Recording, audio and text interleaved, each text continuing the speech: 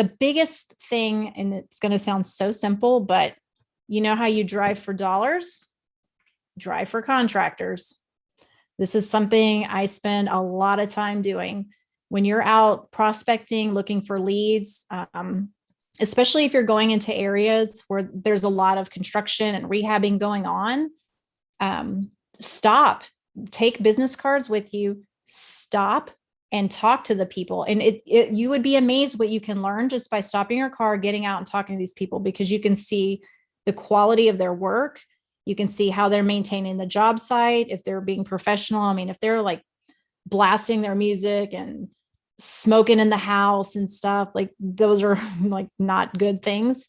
And you'll see that and you'll know, okay, that's not really somebody I really want to work with, because they're not expecting you to show up, right? So you're just showing up and seeing really how they operate, how they work. So driving for contractors was a big one for me. That's how I found the majority of everyone that I've worked with. The ones that have lasted have all been from driving for contractors. Another way to do that, if you're not sure where to go to look for them, is if you have access to like MLS or maybe a realtor friend that does, pull up the cash solds in the areas that you're interested in, and then go drive by those properties, because most of the time that's probably been bought by an investor. And so, it's, a contractor that's used to working with investors. And once you understand that, like that they know that, hey, you're an investor, you are going to bring them a lot of work because you're actively buying properties that need to be fixed up. It changes the whole conversation because they know they're going to have steady work. This does not always work with all contractors because a lot of them don't think that way. They're just going job to job to job. And a lot of times they're, taking money from one job and taking a new job before they finish the old one so that they can have money to finish the one they were on before. So you have to be real careful about those kind of situations. But look for those cash solds, go drive by those properties. Again, just the same thing as if you would just driving for contractors. It's just another way to do that. I know some people, they pick up contractors at Home Depot or Lowe's. Just looking at their vehicles, a lot of them have, magnets on their trucks or whatever, wraps or something that you can contact them that way. I always hesitate to tell people, a lot of times people say, well, you can get referrals from other investors. I'm going to tell you a secret about that. An investor that has a good contractor is not going to give you their good contractor. So if they're giving you some person's number, it's not their first choice person, because we want to keep those people close to us. We don't want to share them.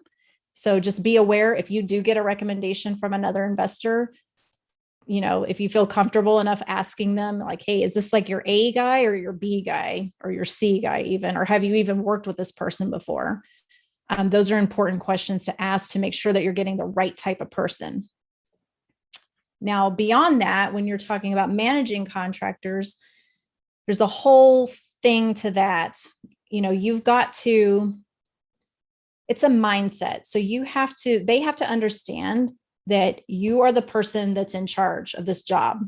They may think they're in charge because they're doing the work, but you're the one that holds the pocketbook, right? You're the ones that are paying them.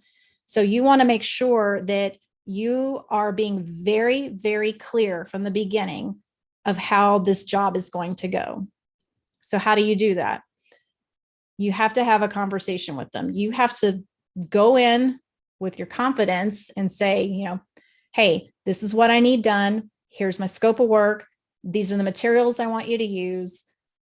I need to get a price from you. We're going to vet all of this. We're going to check your pricing. We're going to vet your references if you haven't used that person before. But just being very clear about how things are going to go. A lot of times people get into these binds, where the people, they're like, well, you have to sign my contract. No, I don't want to sign their contract because it's probably going to be in their favor and not mine. So that's not good. The other thing is you want to make sure that they understand that you are using a draw schedule. So if you're not using a draw schedule, you've got to use one of these. This is how you protect yourself. This is how you stay on budget and on time. So there's a few documents that you need when you start working with a contractor. When you're managing them, you want to make sure that you have a contractor agreement. That's the first thing. So your contractor agreement is going to lay out the terms of the job. So not the specific work, but it's going to, you want to have on there, like, what's the price for the job? What are your expectations for the job site? Like the job site must be kept clean. You must carry insurance, in case somebody gets hurt. You want to specify the timeline for the job. So you want to be able to say, like, this job is going to take 3 weeks, and you want to put a date on there. Another thing you want to make sure that contract has is a penalty. So if they aren't done with the job by the date that you agreed on, they get deducted, $50, $75, $100, whatever you're comfortable with per day that job is not finished. So that ensures that everything is staying on track, that you're staying on budget, you agreed on a price, and you've agreed on a time frame, and you've agreed how they're going to run the job, and you have them sign it and you sign it as well. Now, attached to that contract, you want to make sure that you have a draw schedule that spells out all the milestones. So milestones being, like for me, I typically do like 5, maybe 6 milestones. So the first milestone for me is always demo. So I don't pay anybody up front. And if anybody asks you for money up front to start a job, run the other way. That is not somebody you want to work with. If they don't have enough money to start your job, then they're not going to be financially responsible enough to carry through to the end of the job. They're not going to finish. They're going to go get another job so that they can make money to pay to finish your job. But what does that do? It delays your job because now they're off site working for someone else. So you don't want to find yourself in that situation where you're paying upfront, because they will take your money and you will never see them again. And this has happened. This is a life experience that I've had myself, and it's not a pleasant one. So that's really important. Another thing that with those milestones, like I do demo, and then I usually do, so they get a draw for that. And then they get a draw for like paint. So once the whole inside and outside is prepped and painted, they get a draw for that. They get a draw for having all the tile work done. There's another draw for flooring. And then there's a draw for all the small kind of things like installing the light fixtures, just stuff like that, and maybe some plumbing stuff or whatever. But at the end, on the last draw, the final draw, you want to make sure that you leave enough on that back end so that they come back and finish the work. You don't ever want to be in a situation where you have paid more than how much work has been done.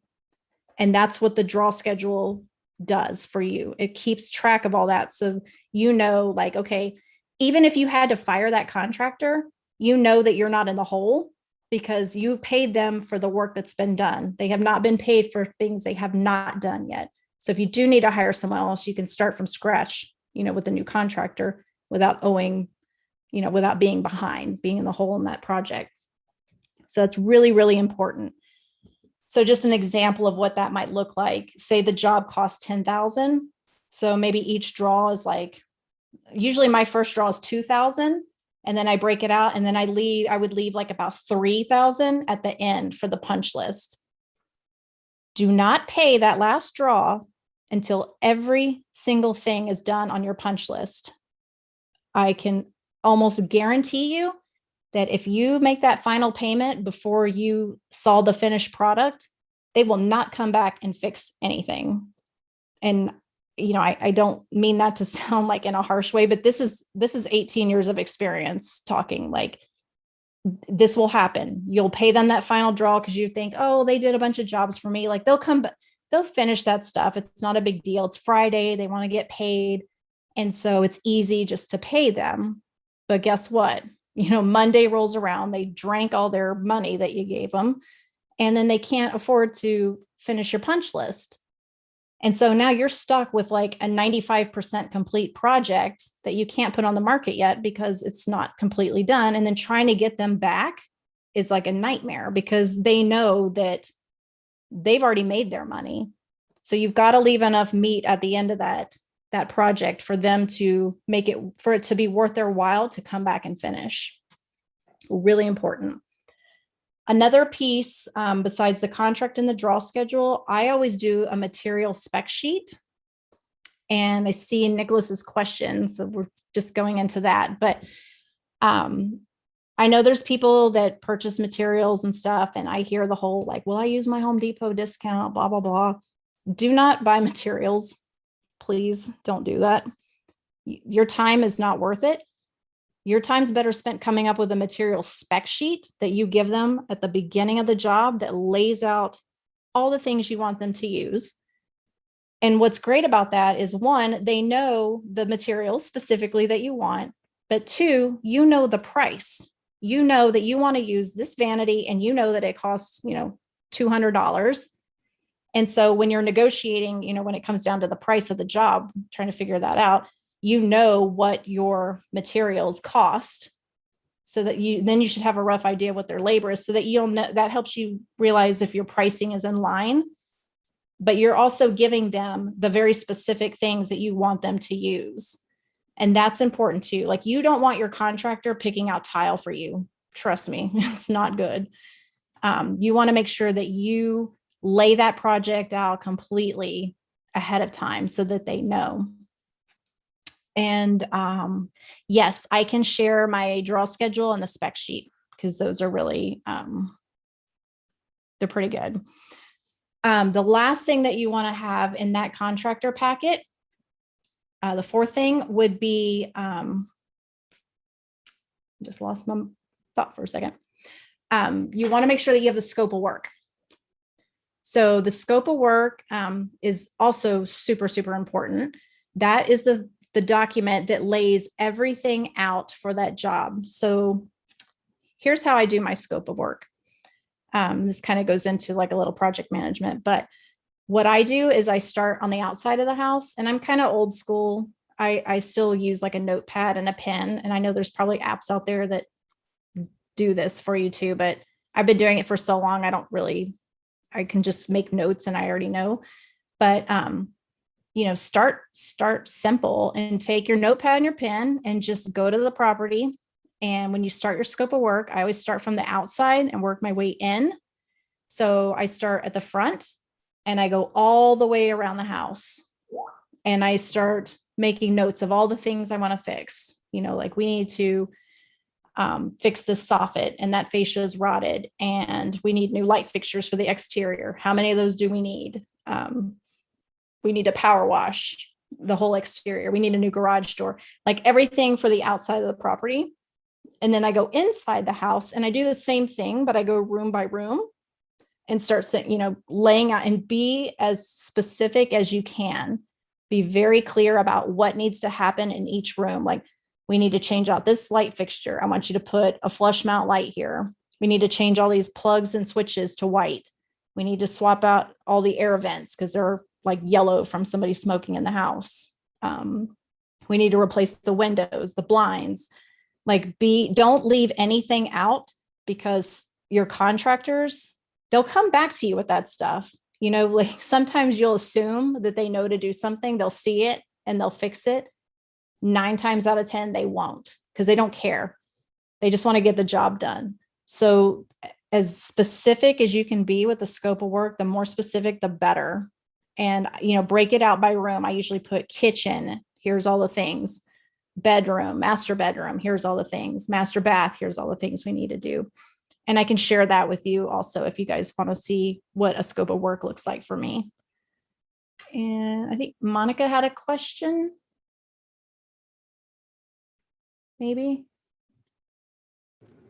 No, I'm sorry. My apologies if my hand was lifted. Oh, yeah, there's just a little hand up there, I noticed. Okay. No worries. Okay.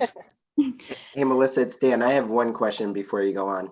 Yeah. So with all these documents that you're going to get in place with the contractor, specifically one being the time frame and the penalty schedule if they don't finish in time, what happens if something unforeseen comes up that wasn't expected, or neither you nor the contractor would know about until after the work started? Good question.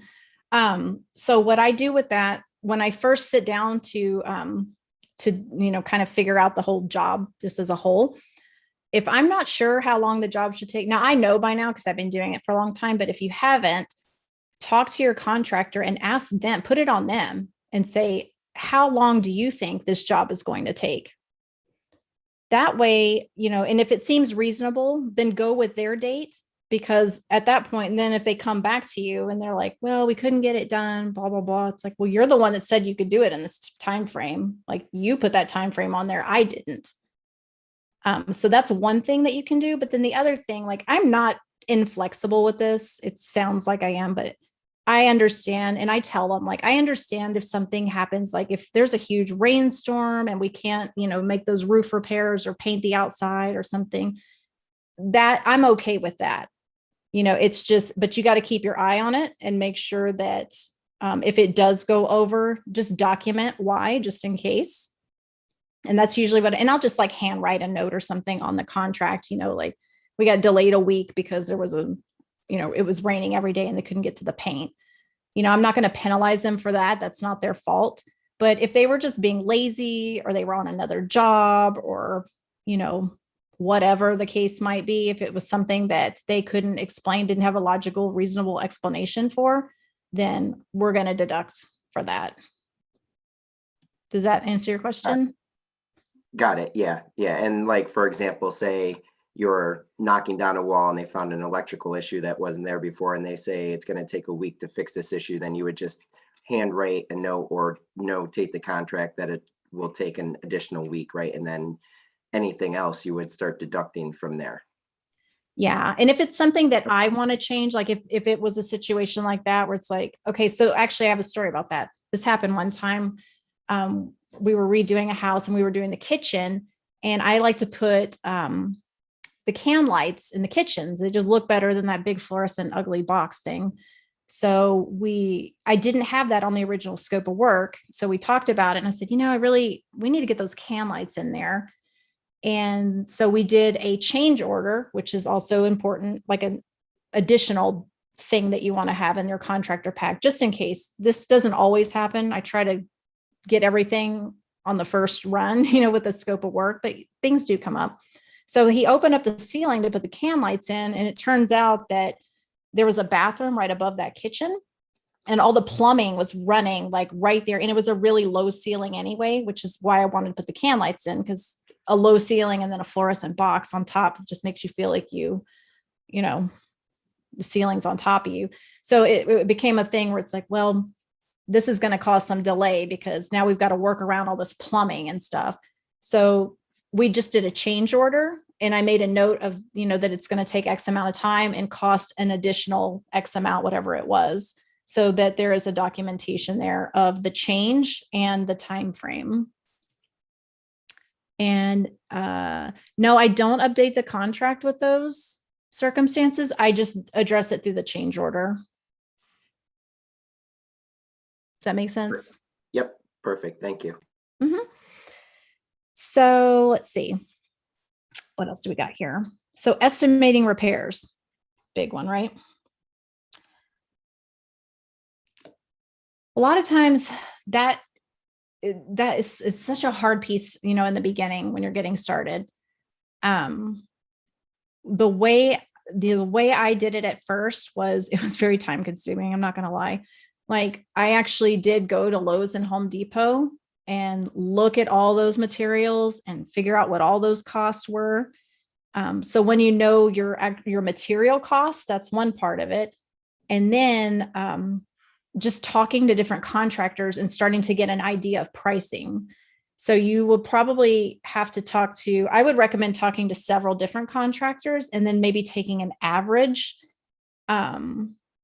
cost for that, and then knowing what your materials are, and then putting those two pieces of information together, labor and materials. So what the materials cost, because you actually, went to the store or looked online. I go online a lot now too, and I just find the things that I want and copy and paste the SKU and put it all on the spec sheet with the price and everything. So I know what my materials cost, but then the labor is always kind of questionable. And I try to find people that will do the best work for the least amount of money, because that's, we're in this business to make money. We're not in this business to just, throw money away. So we want to be smart about what we're doing, but we also want to make sure we're putting out a quality product, and a good contractor will do that for you. They might cost you a little bit more, but you can find people. And, I hear all the time, like, I can't find somebody like that, but I can't tell you how many frogs I had to kiss for contractors. I didn't kiss them, but, to figure out who a good contractor was. So you're going to go through a lot of bad contractors. There's no way to sugarcoat that. And I'm sorry, it's not easier. And I wish that it was, but the more you deal with these people and you realize like what the deal breakers are for you and what you can tolerate in a contractor, and seeing how they operate and things like that, then you start to see the kind of person you want to work with. And it makes it a lot easier when you're looking for new people to kind of run through that filter and say, okay, that might be a good fit, or no, that guy's like drunk all the time or being crazy or something, like I'm not going to hire that guy, or his pricing is too much. You don't want the guy that's driving around in the big fancy pickup truck. You don't want some guy that shows up in like his $70,000 truck to give you a bid. It's probably not going to be a good price. You want the guys that, they're just hardworking labor kind of guys. They're usually driving some kind of van or busted up truck, not too busted though. You don't want that guy either. So there's got to be kind of a medium there. So that's, once you know what you're looking for, it's a lot easier to identify, but you do have to go through some bad one. I mean, I went through so many bad contractors, and it's tempting once you work with one. We get lazy, it's like, I don't want to find another contractor. I'll just hire, that guy to do that job for me again. And then you end up with the same headache over and over again. And I can tell you, like, I have made that mistake a couple of times, and I even did it recently. As long as I've been doing this, I have like my A team guy and my B team guy. Well, my A team guy got COVID, and then he hurt his knee or something like that. And so he couldn't work for a while. So I hired my B team guy, and I quickly realized why he was my B team guy and why I hadn't used him in a while, because he does not do good work. And I am very picky about the product that we put out. That is, that's our reputation. And that is so important. If you're rehabbing, you want to make sure that you are running your stuff on the up and up. It's not a lipstick on a pig situation. Please don't ever do that. And I know there's investors out there that do, because they just want to get it done and put something out on the market. I don't feel good personally putting a product out that's subpar. I don't ever want to put somebody into a home where the work wasn't done right, or it puts them at risk, a safety risk or anything like that. So every time something comes back on an inspection report, we always go back to health and safety issues. Those are the first things that we want to do, is look at health and safety issues. Those are the first things we'll address. And then we kind of work our way through that inspection report after that. So that's really important. Once you know all your numbers, I suggest creating your own little pricing guide. That way, you know what your pricing is. You're not having to guess every time. And once you get better at your numbers, and it just takes some practice. One thing you can do to help with that too, when you're estimating your repairs, once you know what everything costs, I always add an extra 10% to that. So if your job is, whatever it comes out to, $20,000, I tack on another 10% just for whatever else that might come up. One of my coaching clients the other day, she said, well, what do we do though about pricing right now? Like, everything's so expensive. And so I told her, well, I think the smart thing to do right now is maybe add 15%, just add a little extra, because it's still extra, and if prices don't come down, then maybe that's the new standard. So you've got to constantly be reevaluating that. Like right now, we know that things are more expensive, so we need to adjust our estimates to reflect that. But remember too, even though materials are more expensive, housing prices are more expensive too. So it's kind of relative. You feel like you're coming out of your pocket a lot, but you're also able to sell the property for a lot more. So don't let that deter you. Does that answer any questions on pricing, estimating repairs? Does anyone have any more questions about that? I have a question, not about estimating repairs, but do you have like a price point when you first acquire the property? So, you know, you don't go over this price, or do you have a specific criteria where you say, okay, I only do 3 bedrooms, 2 bathrooms. I only want to spend this much on rehab, or do you just, is it just depending on the house, the market? Like, how do you determine that? Yeah, that's a good question. And that's where having that criteria is really important. Knowing, you know, what is your criteria? So for me, I know what my criteria is. So I know that I'm not interested in doing real high-end homes, but not really low-end. So I'm kind of in the middle is where I like to be. I'm usually selling to like first-time home buyers is a lot of the people that I sell to. So I know I want to be between, like, our median house price here has increased like crazy. So my cap used to be, I want to be from like 120 to 199. I've actually changed that criteria now to 150 to 299.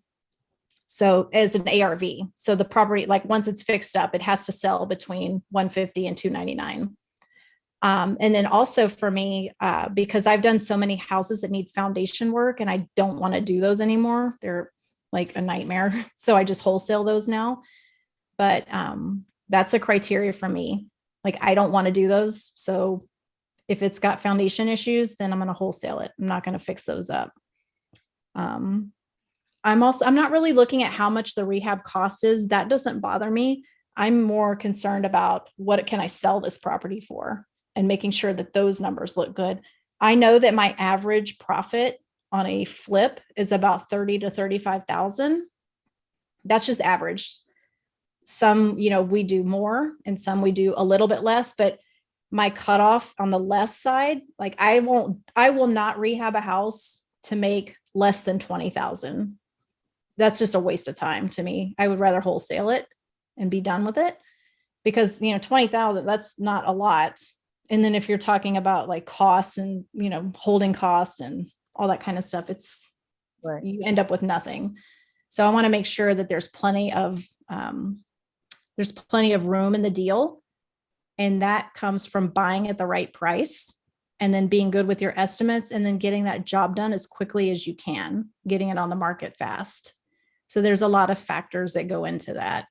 You know, longer holding time means higher costs, you know, for your money that's out there, more interest, you know, more property taxes, utilities, all that kind of stuff. So it can add up really quick, and you can get, you know, like, oh crap, like that just, you know, I held this property too long and now I've just lost like several $1,000s because I wasn't being proactive in this flip.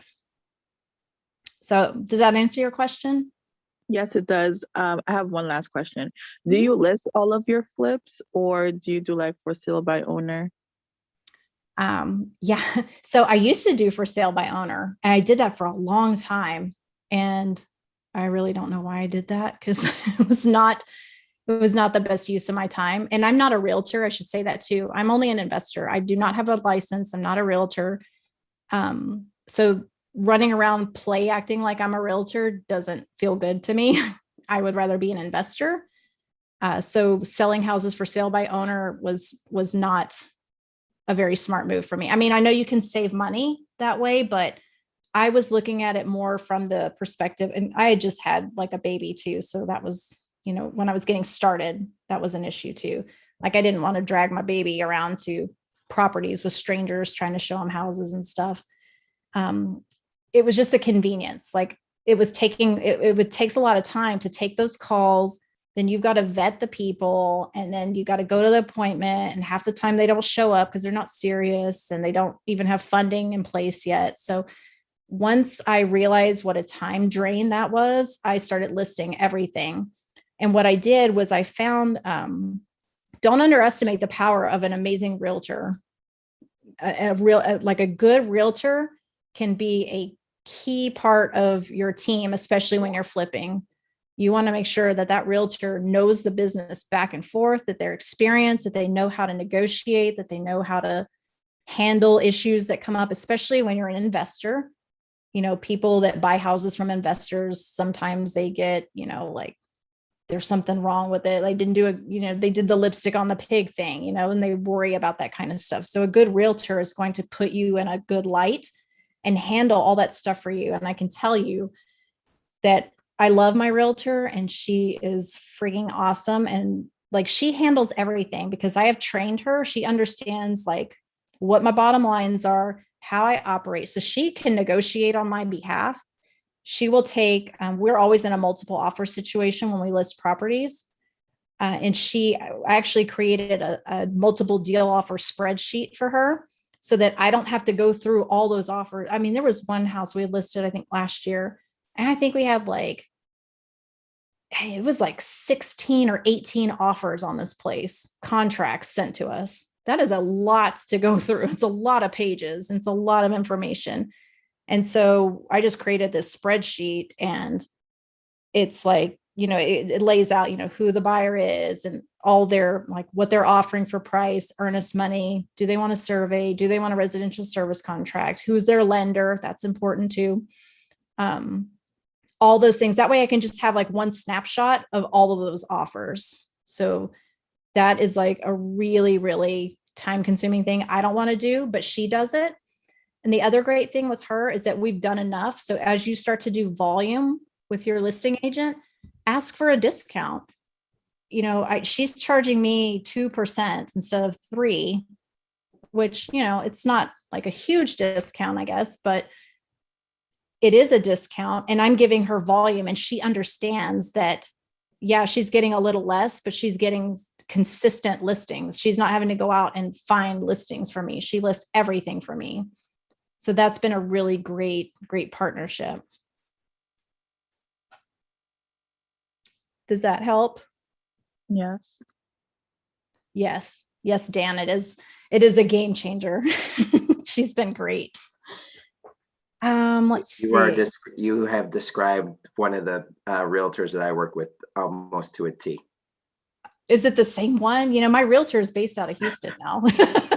No, I'm in upstate New York, but that's right. I forgot. No, that's all right. Yeah, no, she kills it. Every listing that she has, whether it's mine or somebody else's, especially in the last 12 to 18 months, I can pretty much tell you probably 99% of her listings have all had multiple offers. Yep. And ours have always, I can't remember the last time I put a house for sale and didn't have multiple offers, even before this crazy market. So do you want me to dive into that a little bit? Like how we do that? Sure. Yeah, I would definitely. Okay. Cause that was a big piece of something that I learned. So, how we do that is, we're very, when you buy the house, you do your deal analysis, right? So, what your ARV is and everything. But the market has been it changes so much and it can change so fast and, things happen. And it took me a while to figure this out. But when I did, it was really helpful that we realized that when we would go to market, because it would be a couple of months to rehab the house, hopefully not too long. But we realized that original ARV might have changed by the time we go to list it on the market. So we started, part of our process is before we list, we run comps again, because I want to know, things change, right? Things change fast. There could have been maybe 2 or 3 comps when we bought the house, but maybe, several properties have sold since then, and that could affect the value of the property. So when we started doing that, it was really interesting to see that most of the time, the prices had actually gone up. The ARV had gone up significantly to where we were able to list it for a price that we did not think we'd be able to list it for initially. So that was really cool because it was like, wow, bonus. We thought we could list it for, so as I'll give you an example, I'll give you a little case study of a property that we just did. Oh shoot. I got to unlock my front door like really quick. I'm sorry. My daughter just got home. 1 second.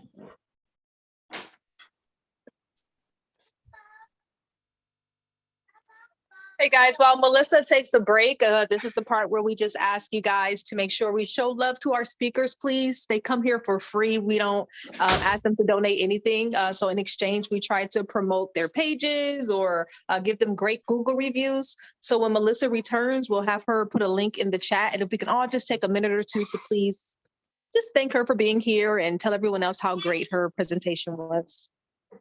Oh, thank you. I'm back. Oh boy. So, oh man, I lost my train of thought now. Shouldn't have got up. You were Put me back on track. I'm sorry. Yes, you were speaking about a deal where I believe you made Oh, more yeah. money than you had anticipated. Yeah, sorry. God, thank you. Boy, You're welcome. that was literally just from going and unlocking my door. That's bad. So, sorry, I am human. I don't, so this was an interesting one, right? This house that we bought, I'll kind of give you the breakdown. So it was a referral. So it was, like a super low lead cost. So this woman actually, I'm going to give y'all a secret tip right here. I've not actually shared this with anybody. If you can find somebody that is in home health care, make them your friend. This lady is a home health care nurse. She has sent me 3 or 4 referrals now over the last 2 years. We have bought every property that she has sent us because we bought a house from her. We gave her such a great experience that she works with a lot of like elderly people or people that, they are getting older, they need help, they can't get around as well. So a lot of times they are in home health care and then they need to sell their house and they're usually moving in with relatives or moving into an assisted living facility or something like that. But I can't tell you, like we bought like 4 houses from this lady. I pay her $500 every time that she sends me somebody, $500 to buy a deal. This deal, when I tell you the numbers, you're going to die because it's just crazy. It's crazy that you could spend $500 and make this kind of money. But this comes from giving a really great experience and then really nurturing your referrals, your people that you've done deals with already. Don't discount those. Just because that transaction's over doesn't mean that relationship has to be over. Leverage that. Leverage those people that you've sold houses to. Hey, did you have a good experience? Tell your friends, tell your coworkers, tell your teammates, whatever. You bring us somebody that will buy their house, I'll pay you. I mean, who's going to turn down free money, especially, if they know somebody that needs to sell their house? It's a win-win. And in these situations with these elderly people, it is a win-win. They need to sell the house. They need money for assisted living. They need to move to other states to be with their family to get care. So this lady is gold. So if you can find somebody like that, do it. So $500 I spent to get this lead. We bought the house for $95,000. I borrowed $120,000. I had estimated about $20,000 for the repairs. So repairs that I'd budgeted for was the roof, painting, flooring, fixtures, a little bit of landscaping. It was a pretty easy rehab. It wasn't anything, overwhelming or difficult. Didn't take very long to do. When I sold that house, well, actually, let me back up. So we do the rehab, we go through, I do the scope of work, I get the contractors and stuff. And I don't know what happened on this deal. It was actually like super amazing because I kind of overestimated on the repairs. I estimated $20,000. So I borrowed $120,000. Purchase price was $95,000. I ended up spending $11,429 on this rehab. Now the house needed a roof also, but it wasn't that bad. So I was like, well, I could replace the roof or I could list the house. And if they say something about the roof, then I can address it. And so they go get their inspection and stuff. And they're like, yeah, the roof needs to be replaced. But it was funny because it wouldn't have needed to be replaced, except we had a hailstorm like a week before. And so then there was hail damage on the roof. So I was like, well, I'm glad I didn't put a new roof on. That was actually, it turned out to be a good thing. But what I did was I ended up, instead of putting the roof on, I talked to my insurance company and I said, well, what's it going to cost me to get a new roof put on? And they said, well, it would be like your deductible is $3,500. It's like, okay. Well, these people wanted to close super fast. So I said, well, you can wait for me to put the roof on through the insurance company, or I could pay you, $3,500 as a, reduction of the sales price. And it was perfect. I didn't have to put a roof on. They got the money to put the roof on. And it would have cost me probably $5,500. Well, actually, maybe a little bit more than that now because the price is probably about $6,500 maybe to do that roof had I had a contractor do it. So for half the price and not having to put the roof on, we solved the issue. It was beautiful. So $11,429 cost of the rehab. I went to sell it. So initially we had the ARV at 215.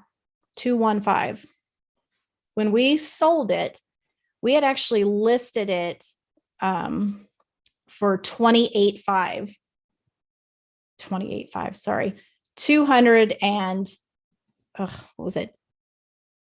38, 245 was what we listed it at. Because I gave them the reduction for the roof and everything, we ended up selling it for 238, which still, when we were initially at 215, to jump all the way up to 238 was crazy. And I know that's not like a huge difference, but it's pretty significant. I mean, that's, that covers the cost of commissions for a realtor, one of them at least. So to wrap up the numbers on that, selling expenses it cost me $14,000 to sell that house. So that's commissions, property taxes, HOA, and then just all the legal fees and stuff, recording fees, doc prep, escrow fee, all that kind of stuff. I paid $5,688 in interest. I made on that house, remember, I only paid $500 for this lead, $97,118.93. It was a good day. It was a really good day. And that was really just due to, really good project management and staying on top of the job, staying under budget, and making sure that we did everything we were supposed to do in a timely manner, and buying at the right price and doing a good job on estimating repairs and being conservative. And yeah, I mean, who wouldn't want to do a deal like that? If you think about it, like I would be totally happy doing, 5 of those deals for the whole year. If you could do 5 deals at a $97,000 profit, and that's net profit, by the way, that's not a gross profit. That's after everything, $97,000. So make sure you're buying right. Make sure you're estimating your repairs right, staying on budget. When you use all those contractor documents that I talked about, that's what helps you do this. That's what helps you build something that is scalable. And I also want to say, like, when you're doing these things with like a scope of work and everything, if you're going to get into flipping, don't try to make every house something different. I used to do that, and it was just, it drove me crazy after a while. Like, you have to, if you really want this to be scalable and sustainable, you have to put out a consistent product. And so I always use the same wall color, the same trim color, the same light fixtures, the same vanities. There are standards. So once you have your standards, gray walls and white trim, exactly. It used to be taupe or tan, but now we're into the grays. But whatever's on trend for the time, and I'll probably change that up as trends change. But the fact is I'm consistent with what I'm putting out. All my houses look the same on the inside. but it doesn't matter because I'm not going to live in that house. The people that are buying that house, they've never seen, the 1,000 other houses that I did that look just like it. They only see that one house. So you have to keep that in mind. And Ashley's asking, what are the biggest newbie mistakes? I can tell you right now, it's not managing your contractors right, and it's over improving the property. Just because you like granite or quartz countertops or whatever, you have to golden toilets. Yep. You have to rehab to the level of what's in that area. If you go in and you put too much into a property, you're not going to get that money back out. If you go in and, all the other houses have converted garages and window units, and then you go in and put HVAC and stuff, which is nice, but not necessary because no other houses in the neighborhood have that. You may be able to get more for that, but you might not, because clearly this is what people can afford in this area. So you've got to be consistent with what you're putting out. And when you're consistent with that, your pricing is the same, your materials are the same, and it makes it a lot easier. Like my contractor now I give him the material spec sheet, but I don't, he knows what to use, and if he can't find it, whatever it is that I have on there, he'll call me and I'll say, we'll find something similar, or I'll look for something similar and show him and hey, get this, whatever. So when you're consistent with that, you can really be scalable with your product, because you're not running around trying to pick out different things for every single house you're doing. Why are you going to put one vanity in this house and then put a different one over here? Use the same stuff. Nobody cares. Don't let that bother you. How do we avoid the flip rat race? Oh, that's a lot of questions. And I make it all in one, really, Melissa. More like I see so many flippers get caught up where they make enough just to buy their next house, but they're not really profiting enough to live a full life. So is there a certain way where you allocate your profits, like maybe 10% goes to reinvesting and 20% goes to savings or blah, blah, blah?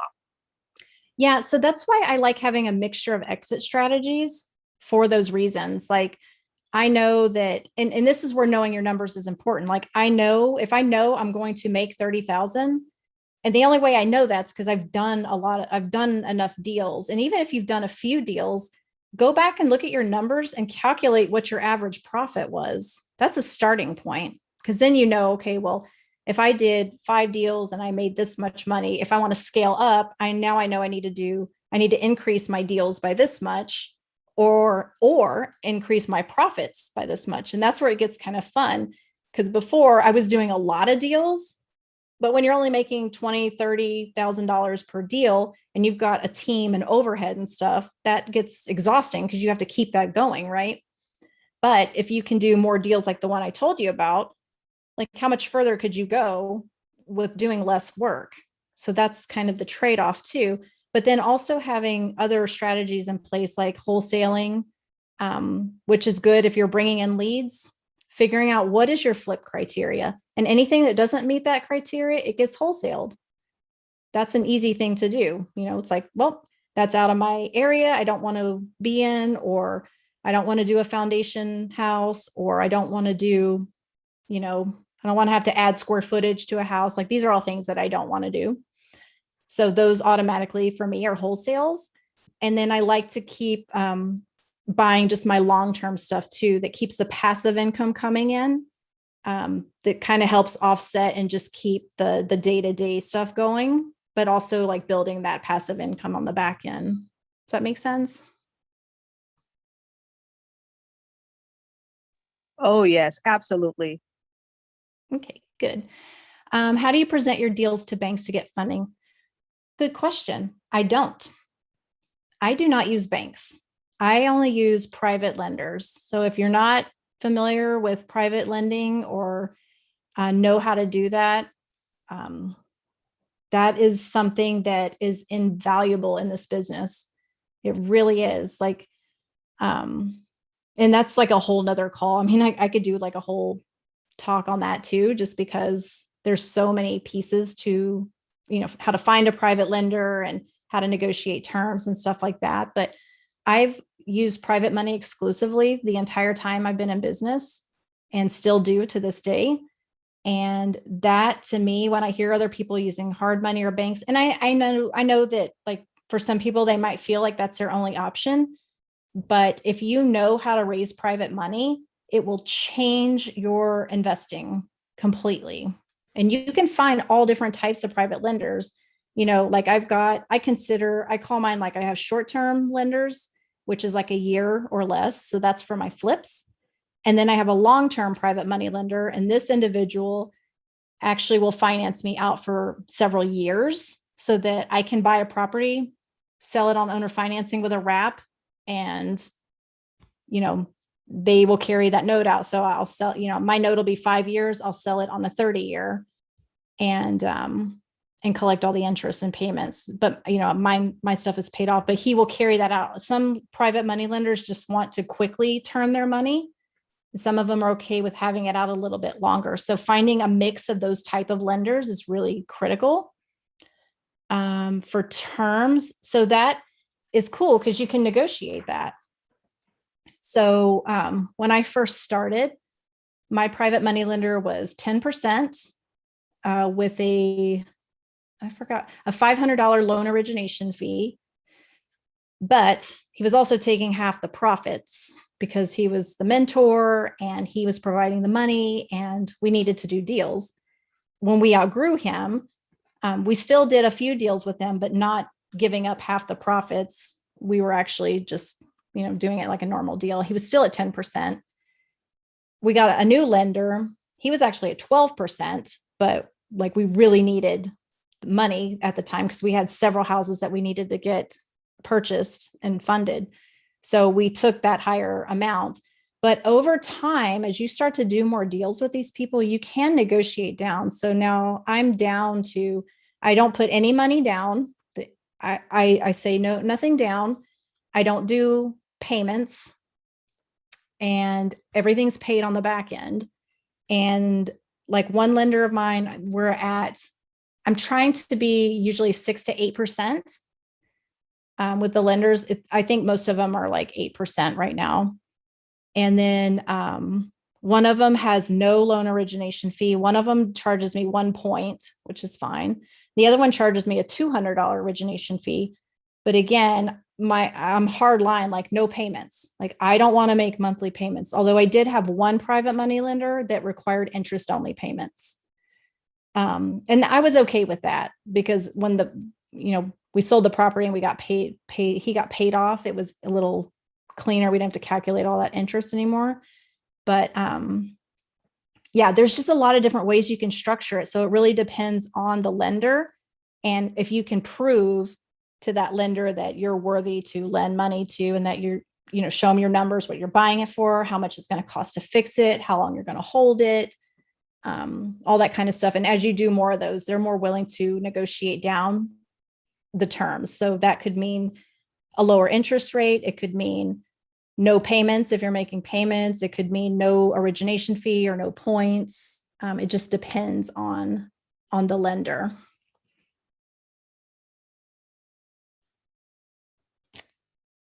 Let's see. I think that covers a lot of the stuff that you guys wanted to talk about. Was there anything else that you wanted? This is I guess, pick my brain time, whatever you want to ask. I think we have one question from Monica. She just wanted to know, just on a general level, how do you go about finding a private money lender?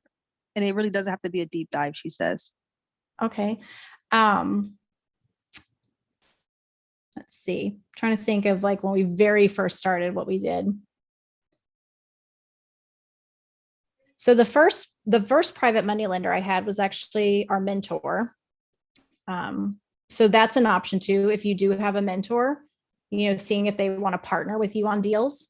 That's one way of setting that up. Another way, again, like the driving for contractors, I remember looking up on the MLS cash solds, and then going deeper dive into, county records and stuff to figure out who the lender was, and then skip tracing the lender and reaching out to them, with like a letter, saying who you are, what you do, maybe a sample of a deal that you've done. And then putting together, like, basically, I remember I had this like funky, crappy little Word document kind of thing that was like a credibility packet, sort of. So I would show, I had like some before and afters of some properties that we had done with all the numbers. What did we buy it for? What did it cost to fix it up? How long did we hold it? What did we sell it for? That kind of stuff was all in there so that they could see, like, okay, this person's actually doing something. They're actually making money. They're turning these pretty quickly.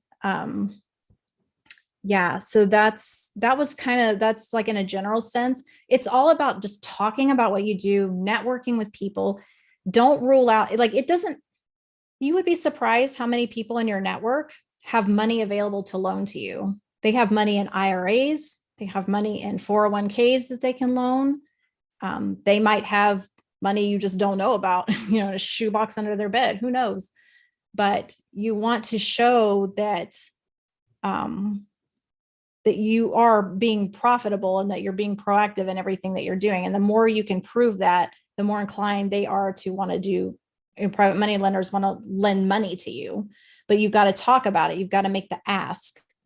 And you have to be a little careful with that because there's whole like SEC rules around that kind of stuff. So you want to make sure that, like, for example, you would put a post on Facebook and say, hey, check out this deal that I did. My lender made $5,600 on this property. If you're interested in making money like this, send me a message. So don't call anybody out, or don't say like, I'm looking for money, for this or whatever, because that could be a little sketchy. You don't want to get in trouble with the law or anything with that. But it's totally okay to say, we paid our private money lender X amount of dollars. If you're interested, let's talk, and then take that conversation offline. Okay, awesome. Thank you so much for sharing that. Thank you. Yeah, sure. You're welcome. There's another question. While holding the property for repairs, what all will our financial obligation to carry the property until sale? Yeah, so you pretty much have it there. It is insurance is a cost, utilities, so water, electricity, anything like that. Don't forget about too, like HOA fees, having the grass cut. You don't want to get, I don't know about there, but or where you guys are at, but San Antonio code compliance, man, like they can be rough sometimes. So you got to want to keep that grass cut. Houston, maybe the same thing then there. So that's a cost. Also just like any marketing costs that you might have would be another thing with that. I think those are like the major thing. It's mainly just utilities, insurance, upkeep of the property while you're waiting to sell it. And then if you're going to do any staging or anything like that, which I highly encourage people to do, I guess that's another to the realtor question also, like how we sell properties so fast. I don't think I really got into that too much, but one of the things we do is we reevaluate the cost, the ARV, sell it for the higher price. But we always make sure, like, even if it's going to sell for more, we always go in a little bit under that. We don't ever want to be the most expensive house that's listed in that area. You don't ever want to be that, because you can always negotiate the price up. It's harder to go the other way. You don't want to go down. You don't want to start out at $250 and then have to sell for, $220 or something when that $250 was pushing it anyway. So you want to make sure you're going in at a price that makes sense, but also gives you room to negotiate up. And that, because here's the other thing too, when people start putting in all these offers, a lot of times they want to go way over asking. But what happens then? It doesn't always meet appraisal. So then what? Like, I know now there's a lot of people, normally in a normal situation, sellers do not want to come to the table for the difference between the sales price and the appraisal. And so a lot of people actually are doing that now, but that is not normal. And I would not make any decisions based on that. I would just keep running it, as if that doesn't happen, because that's going to stop like really soon. So you want to make sure that you are still within the range that it will appraise for the price that you're trying to get for it. We don't ever want to run into a situation where it's like, well, darn it, now, we owe this much on it and we were trying to sell it for this much, but we can't. Now it's not appraising and now we got to lower the price. And, it's not good. So we would rather just be at that sweet spot. And then if people want to pay more, then, it's like, okay, well, we can raise the price, or if you're willing to come to the table with a difference, we can talk about that too. But that's been really a critical piece too for us, just moving the properties fast and then staging them. So before, like for years, I wouldn't stage anything. I didn't care. I didn't really think about it. I thought it was enough to just have the house fixed up until I got this one house, and it was in a really good neighborhood. It was in Stone Oak, which if you know San Antonio, it's like the north side of San Antonio. It's nice. And it was on a green belt, and it was I think it was a gated community and stuff. It was a nice house, but it was not moving. And I just couldn't figure out what to do. And finally I was like, maybe if I put some furniture or something in here, it would help. And so I went to Salvation Army, and I found actually a really nice bedroom set there.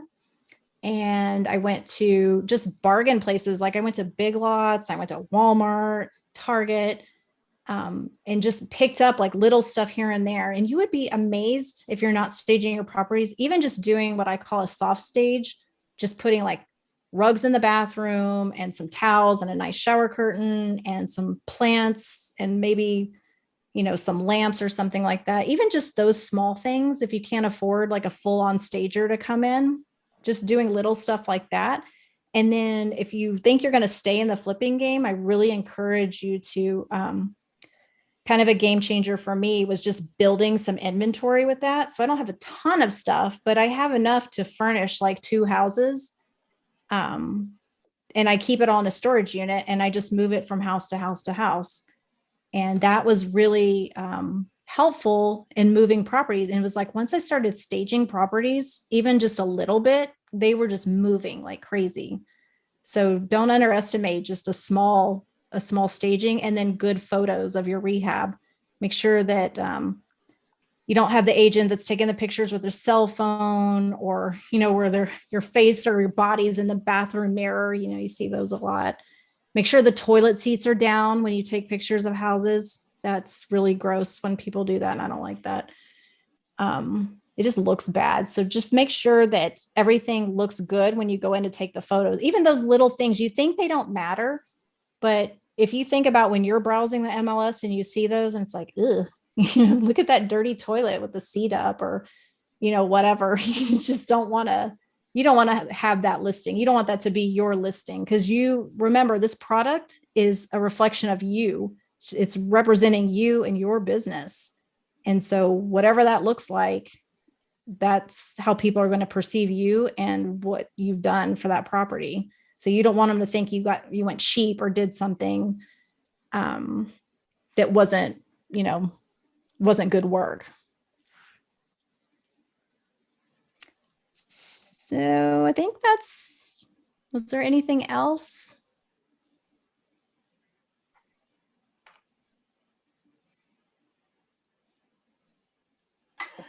Well, Melissa, I think that's it. Thank you so much for your time, for coming in and, speaking, sharing your knowledge with us. You had some great gems in there. I hope everyone caught them.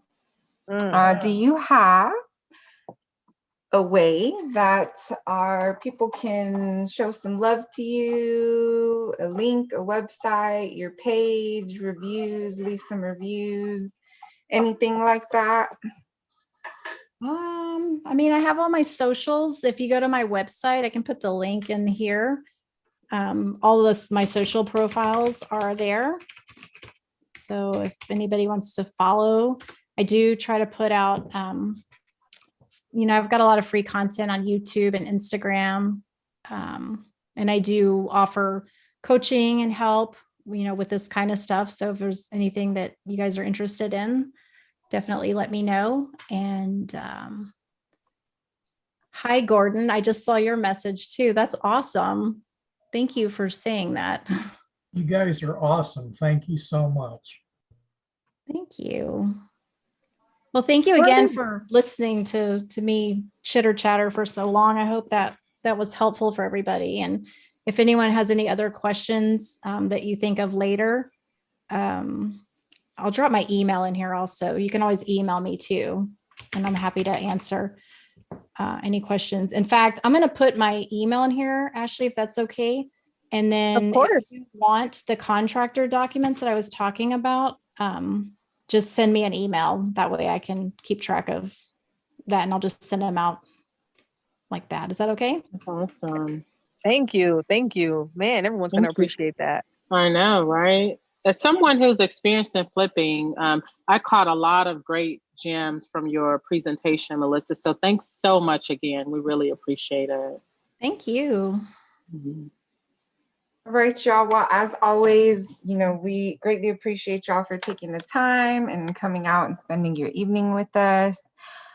We ask that you, also after showing Melissa some love and reaching out to her, please reach out to us as well.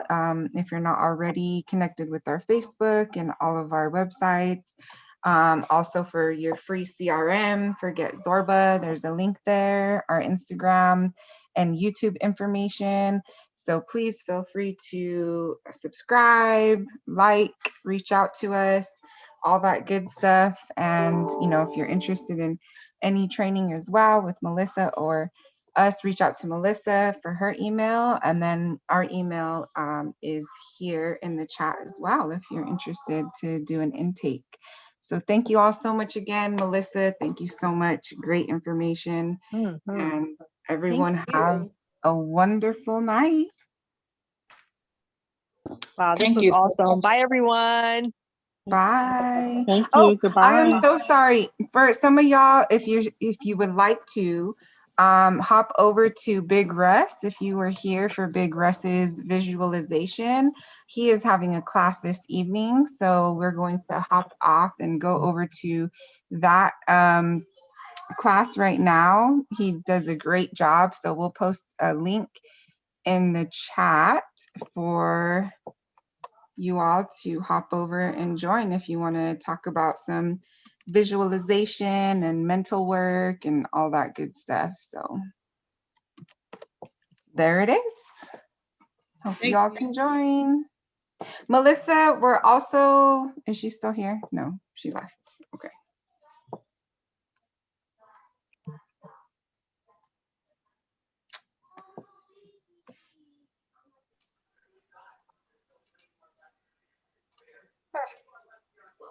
All right, guys, I'm going to pop over to Big Russ's to show some support to our guy since he's here every week. So I'll see you guys next Thursday. Bye, everyone.